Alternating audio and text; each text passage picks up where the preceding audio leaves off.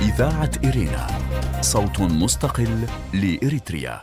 المستمعين والمستمعات الأفاضل، متابعي إذاعة إرينا حيثما كنتم وحيثما يصلكم بثنا، أهلا ومرحبا بكم في مستهل البرنامج العربي لهذا اليوم الاثنين 18 من مارس. كما ودناكم مستمعي ومستمعات الأفاضل، نستهل برنامجنا معكم بنشرتنا للأخبار، يعقب ذلك فاصل غنائي، ثم نقدم لكم حلقة جديدة من برنامجكم الأسبوعي تعليق على الحدث، ونخصص الجزء الأول من الحلقة لتناول الاتفاق الفرنسي الإثيوبي لتكوين قوات بحرية في إثيوبيا. وفي الجزء الثاني نقدم لكم تداعيات سقوط طائرة الخطوط الجوية الإثيوبية الأسبوع الماضي وتأثيره على الشركة المصنعة والطراز المصنع من الطائرات. قبل ذلك مستمعي ومستمعات الأفاضل، أقدم لكم نشرة للأخبار فيما يلي أبرز عناوينها. استنكار دولي لجريمة قتل المصلين في نيوزيلندا. رسو بارجة عسكرية تركية في ميناء بورسودان. وتعاون أمني مصري سوداني مشترك لحماية الحدود مع ليبيا. المستمعين والمستمعات الأفاضل، كانت هذه عناوين الأخبار، وإليكم تفاصيلها من إذاعة أرينا. هذه إذاعة أرينا.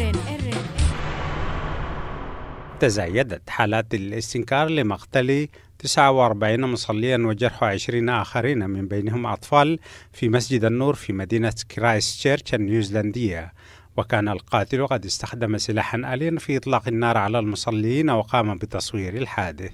ولم يتسنى لإذاعة أرينا حتى مساء يوم الجمعة الماضي الحصول على معلومات حول تواجد أفراد من الجالية الإريترية في المسجد أثناء هذه الجريمة النكرة، وسوف نتابع معكم تفاصيل الجريمة، ونسأل الله العلي القدير أن يتقبل القتلى قبولا حسنا ويشفي الجرحى والمصابين. أفادت وكالة الأنباء الفرنسية بأن بارجة تركية مسلحة بصواريخ وأسلحة ثقيلة شُهدت وهي ترسو في ميناء بورسودان. ويأتي رسو البارجة التركية وبقائها في الميناء لعدة أيام على خلفية التعاون العسكري بين تركيا والسودان، حيث شهدت عاصمتي البلدين زيارات مشتركة لوفود عسكرية من الجانبين.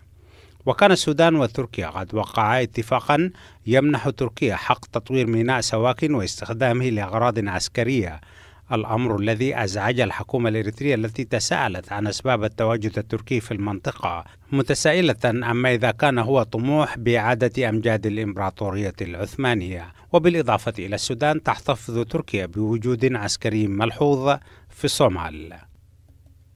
التقى النائب الأول للرئيس السوداني ووزير الدفاع عوض بن عوف ومدير جهاز الأمن والمخابرات صلاح غوش مع نظيرهم المصريين لبحث ملف تأمين حدود السودان مع ليبيا والحلول الناجعة للهجرة غير القانونية والإرهاب. وأوضح الخبير السوداني في العلاقات الدولية الدكتور عبد الرحمن أبو خريس حسب ما أفاد موقع بوابة أفريقيا الإخباري أن اللقاء الذي عقد بالعاصمة المصرية تم خلاله مناقشة مسألة تعزيز التنسيق بخصوص تأمين الحدود مع ليبيا، خاصة على خلفية الأحداث الجارية هناك، لافتا إلى أن الزيارة تهدف أيضا إلى بحث كيفية استفادة الجانب السوداني من العلاقات مع مصر لتجاوز أزمته الاقتصادية الحالية.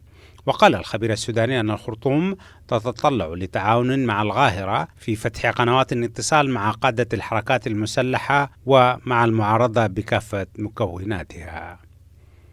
المستمعين والمستمعات الأفاضل، بهذا الخبر نكون وإياكم قد وصلنا إلى نهاية نشرتنا الإخبارية لهذا اليوم، وفيما يلي تذكير بأبرز عناوينها.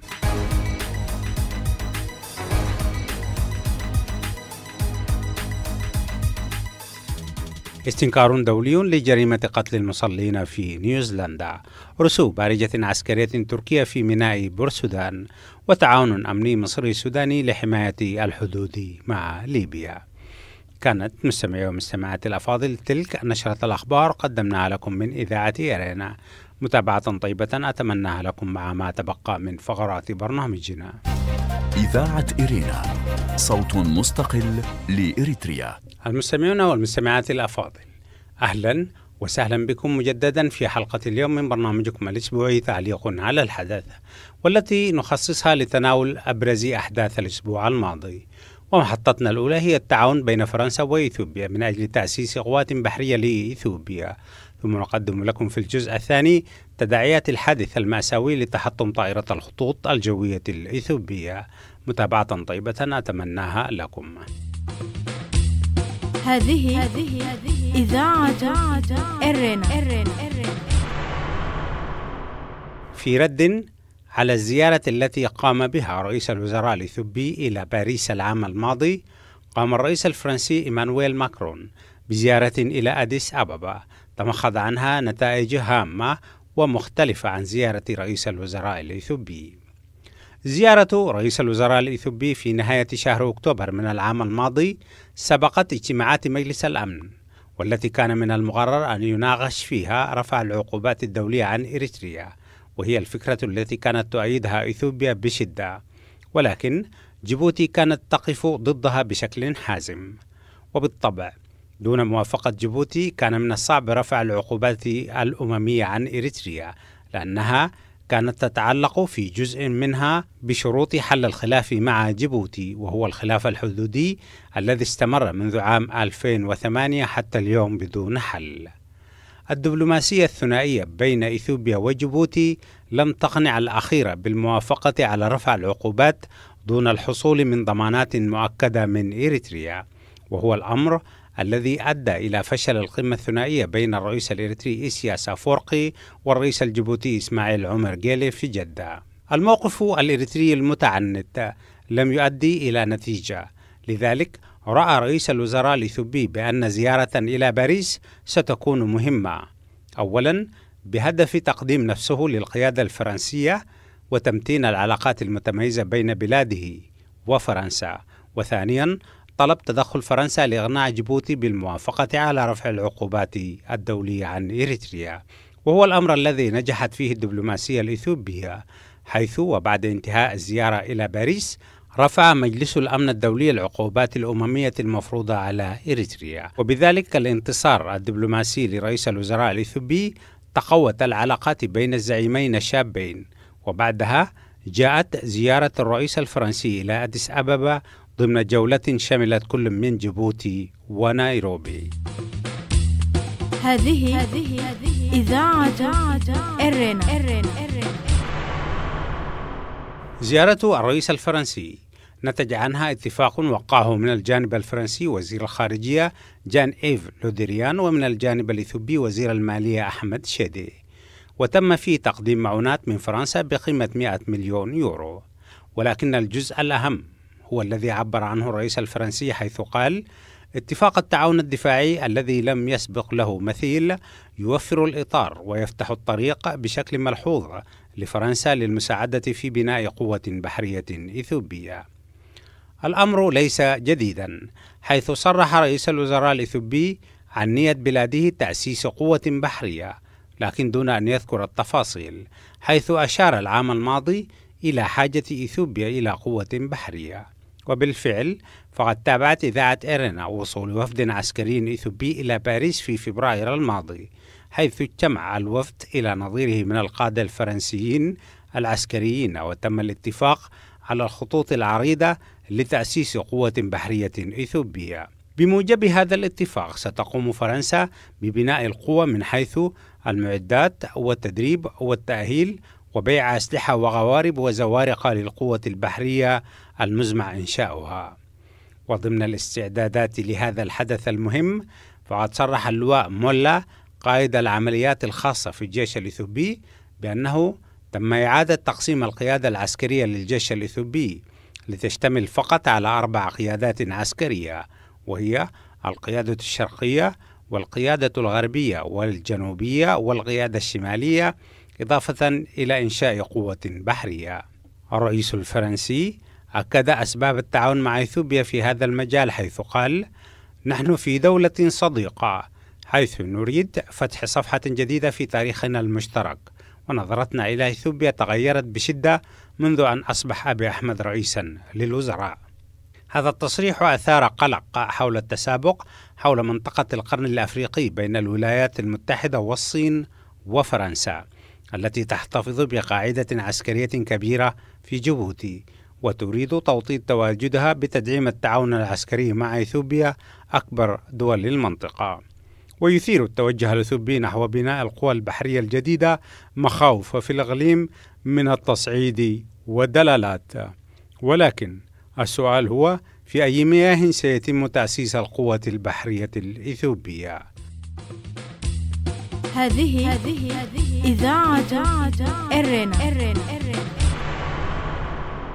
القوات البحرية الإثيوبية تشتتت دونما عودة بعد أن نجح الجيش الشعبي لتحرير إريتريا في بعثرتها بعد عملية فنقل الشهيرة في شهر فبراير من عام 1990 وتحرير مدينة مصوع وعصب بعدها. فبعد تحرير هاتين المدينتين واللتان كانتا تعتبران المقر الرسمي للقوات البحرية الإثيوبية، فقدت إثيوبيا منفذها على البحر، وقامت قطع بحرية للبحرية الإثيوبية بعبور البحر إلى اليمن، وبقيت هناك إلى أن تم التخلص منها لاحقا. تصريحات رئيس الوزراء الإثيوبي برغبة بلاده بتأسيس قوة بحرية لم تأتي إلا بعد توقيع اتفاق السلام مع إريتريا في يونيو من عام 2018 والزيارات المتبادلة له والرئيس إسياس أفورقي لكل من أسمر وأديس أبابا، وتكوين اللجنة المشتركة بين البلدين. حتى الآن لم تصرح إريتريا بأي شيء بخصوص منح منفذ بحري لإثيوبيا لتكوين قوتها البحرية، حيث لا يبدو الصومال خيارا مفضلا. ولكن رشحت معلومات مؤكدة بأن إثيوبيا تنوي استخدام معسكر قدم الواقع بالقرب من حرقيقو كمعسكر لتدريب نواة قواتها البحرية.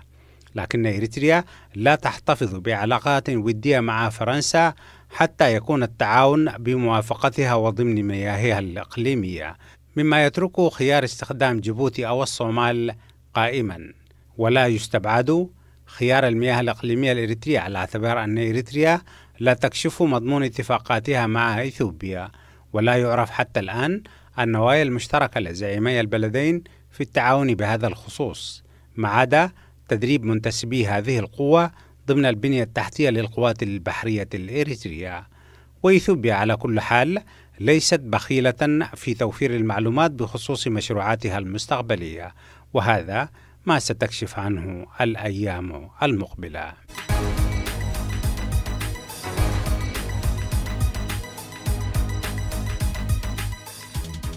المستمعين والمستمعات الأفاضل، استمعتم في الجزء الأول من برنامجكم الأسبوعي تعليق على الحدث على تعليق حول الاتفاق الفرنسي الإثيوبي بغرض تأسيس قوات بحرية لإثيوبيا. أما في الجزء الثاني مستمعي ومستمعات الأفاضل، نتابع معكم تعليقا حول تداعيات تحطم الطائرة البوينغ التابعة للخطوط الجوية الإثيوبية الأسبوع الماضي ومسار التحقيقات في الحادث.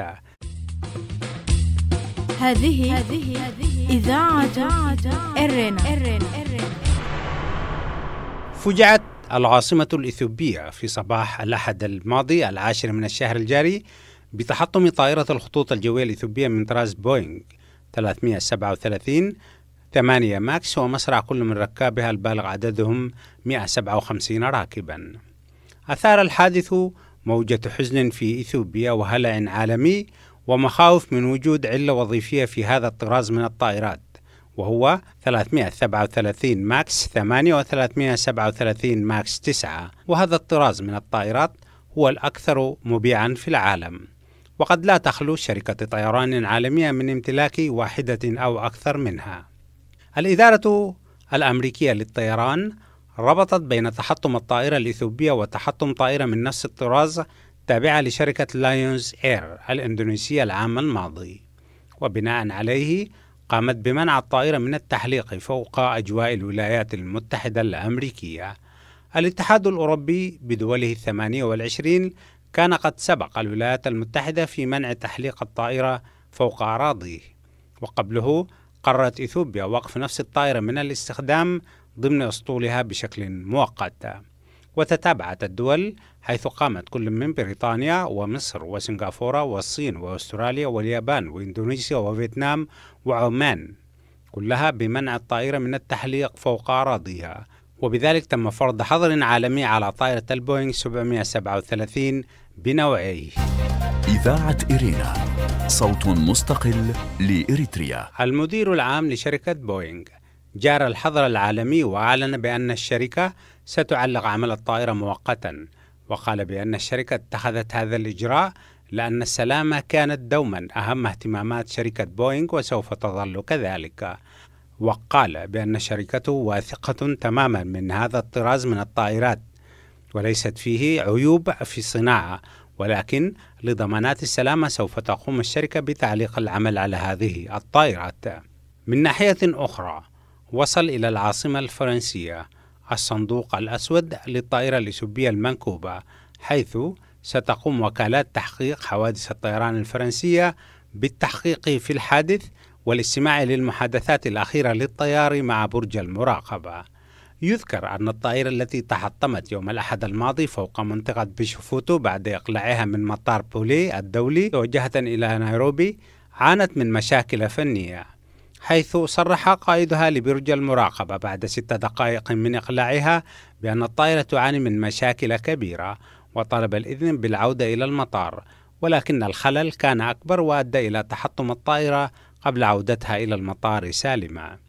وسوف يترك هذا الحادث آثارا كبيرة على الشركة الأمريكية العملاقة، حيث تشمل التحقيقات إمكانية وجود أعطال في صناعة الطائرة خاصة في جهاز التحكم في القيادة، وتتزايد الشكوك حول هذه الفرضية بسبب تحطم أكثر من 5 طائرات من نفس الطراز خلال الفترة من 2010 وحتى الأسبوع الماضي. هذه إذاعة إرينا. المستمعين والمستمعات الأفاضل، استمعتم في الجزء الثاني إلى تقرير حول تداعيات تحطم طائرة البوينغ التابعة للخطوط الجوية الإثيوبية الأسبوع الماضي. وبذلك نكون وإياكم قد وصلنا إلى نهاية فقرات برنامج التعليق على الحدث.